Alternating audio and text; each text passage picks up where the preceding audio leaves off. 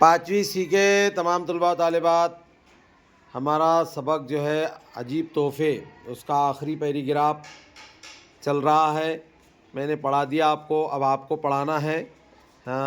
मारिया, आप पढ़ाओ।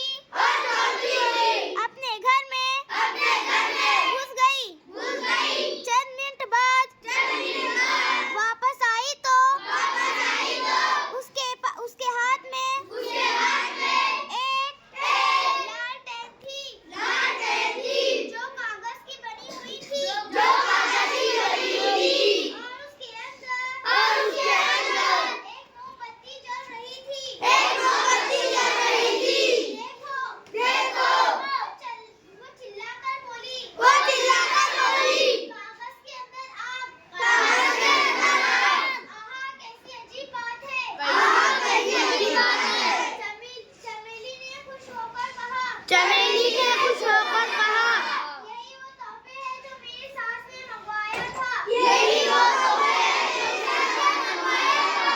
लेकिन चांदनी अब भी उदास बैठी रही। इसकी मन की मुराद पूरी ना हुई थी। तरकीब पर फिर खुशी से उठी।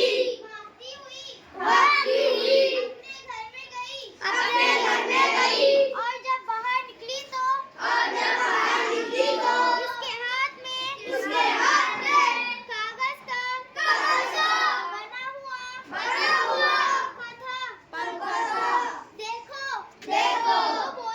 वो बोली कागज में हवा। हवा क्या? कागज में हवा।